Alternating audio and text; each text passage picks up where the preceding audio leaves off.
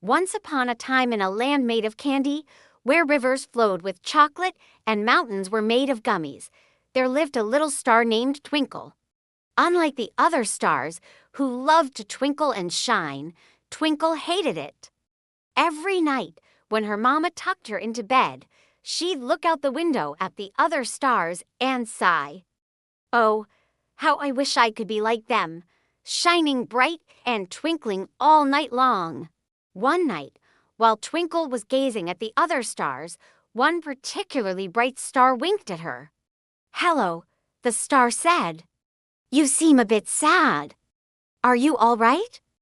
Twinkle blushed and looked away. "I wish I could twinkle like you," she whispered. The star flew closer. "Why don't you?" "It's fun, isn't it?" Twinkle shook her head. "I tried, but I just can't get it right. I look silly." She took a deep breath. "Maybe if I had a nice sparkly dress, I could twinkle better." The star smiled. "Nonsense, silly goose. You don't need a dress to twinkle. All you need is a good strong shake." With that, the star gave Twinkle's dress a little shake, making her sparkle. Twinkle gasped. "Wow, I feel like I might actually be able to do it now." "That's the spirit," the star said, giving Twinkle another little shake. "Now try it yourself." Twinkle took a deep breath and gave her dress a small shake. At first, nothing happened, but then she started to shake a little more, and slowly she began to twinkle. The star watched proudly as Twinkle twinkled, and then it was time for her to go. "See you tomorrow, Twinkle." "Thanks for helping me, Mama," Twinkle said, waving goodbye. As soon as the star was out of sight, Twinkle stopped twinkling. She looked at her reflection in the chocolate river and sighed. "It's no use. I'll never be able to twinkle on my own." Meanwhile, the star was flying back to her home. She couldn't help but smile as she thought about Twinkle. Helping Twinkle had been fun, but she had a feeling that Twinkle would never be able to twinkle on her own. She was too shy and self-conscious. When the star got home, she told her family all about Twinkle. "She wants to twinkle like us, but she doesn't think she can do it." "Oh, it's easy to twinkle," her sister said. "All you have to do is wiggle your dress and make a wish." "But I thought you had to have a really good reason to grant a wish," Twinkle's mom said. "You do, but you can still try," her dad said with a wink. "It never hurts to ask." The next night, Twinkle was lying in bed again, staring at the stars. She saw the same star from before and waved. The star flew down to Twinkle's window and asked, "Did you practice your twinking?" Twinkle shook her head sadly. "I'm sorry, but it just doesn't work. I don't know why I even bother trying." The star knew exactly what to say. "Well, wishes don't come true without a little faith, trust, and pixie dust." Then, remembering something her dad had told her, the star added, "But sometimes even without pixie dust, wishes can come true." "What?" Twinkle sat up in bed. "You mean I could ask for help, and someone might actually help me?" "Of course," the star said. "Who would you ask?" Twinkle thought for a moment. Maybe you, me. Why?" "Well, you seem pretty good at twinking." The star blushed. "Oh, well, I suppose I could try." "Really? Thank you." Twinkle felt a lot better now that she had someone to turn to. As the days passed, Twinkle and the star became best friends. They'd meet every night, and the star would give Twinkle tips on how to twinkle. "Don't move your whole body," she'd say. "Just shake your dress and believe." Twinkle tried her best, but it just wasn't working. One night, the star was getting really frustrated.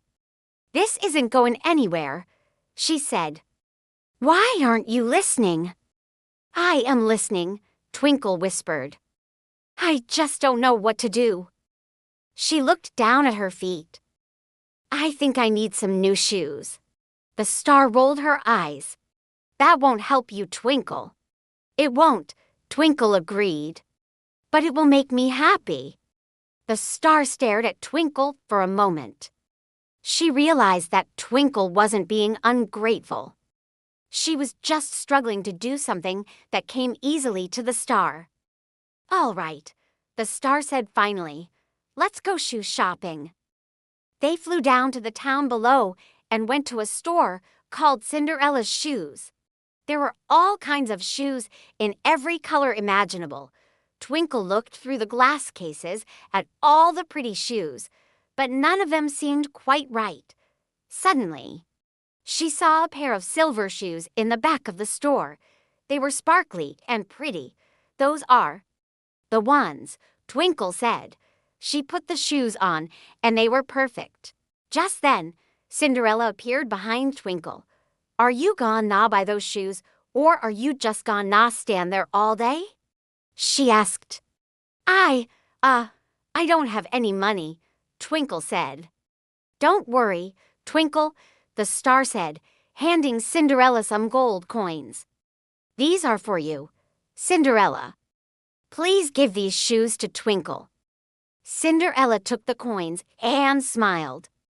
Of course, dearie. Here you go, Twinkle.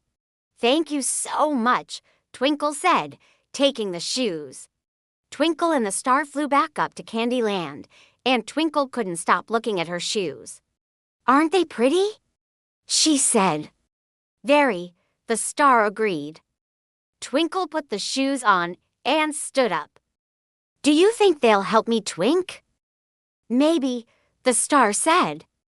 If you believe they will. Twinkle took a deep breath and started to dance around the room. She twirled and leaped, and her dress sparkled. Then she stopped. She looked at the star. Do you think I can do it? The star smiled. You're already doing it. Twinkle looked down at her feet.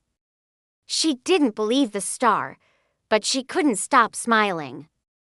Maybe having new shoes wouldn't help her Twinkle, but they did make her feel pretty. And maybe that was enough.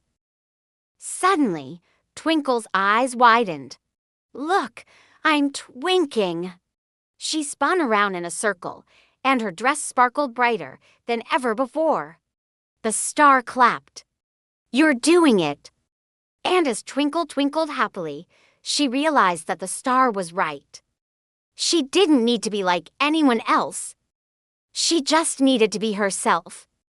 From that day on, Twinkle twinkled every night, not to be like the other stars, but because it made her happy. And whenever she saw a little star looking up at her with admiration, Twinkle knew that one day that star would twinkle, too, because all you need to twinkle is a little bit of magic, a whole lot of heart, and the belief that anything is possible.